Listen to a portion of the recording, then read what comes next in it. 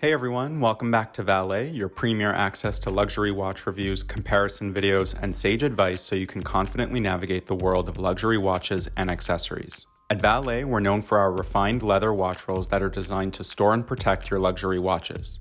So head to our site to pick out the one that's right for you. Now let's get started on today's video. Today, we want to look at whether or not the Tudor Black Bay 58 can compete or replace a Rolex Submariner in your collection. Many watch collectors look to have that robust, versatile, do-it-all kind of watch in their collections. And oftentimes that means taking a good hard look at dive watches. Something that has fantastic build quality, wearable for most occasions, a reputation for holding value, and an undeniably classic design.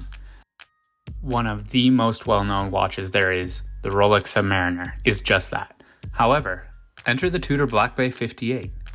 Now, without getting into too much of it, because that would be a whole video on its own, most people in the hobby of watch collecting understand that the current Rolex Submariner is quite elusive and hard to obtain at retail through authorized dealers. So that means many watch enthusiasts are looking for other alternatives.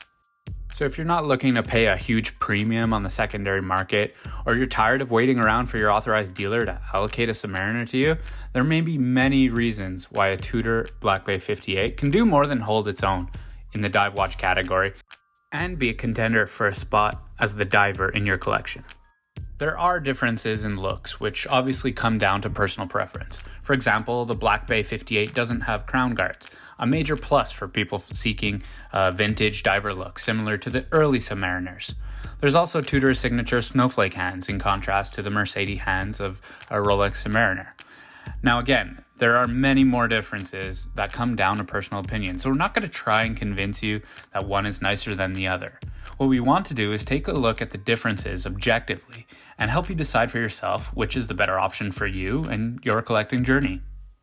Now, diving into some differentiators that might matter for a daily wearer, the new Caliber 3235 by Rolex is an upgraded version of the tried and true 3135 and also keeps time within +2 - 2 seconds per day, while the MT5402, an in-house movement from Tudor, keeps usually within -4 to +6 seconds per day, which is in the range of the COSC certification, a difference that might only be noticeable after a few days on the wrist.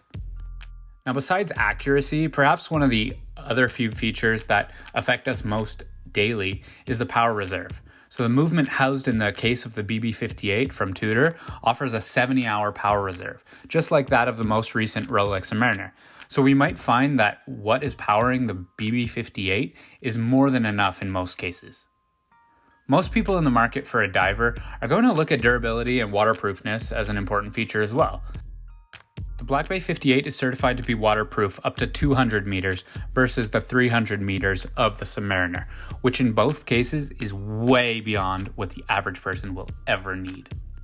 Others will also point out the ceramic bezel of the Rolex Submariner compared to the aluminum bezel of the BB58.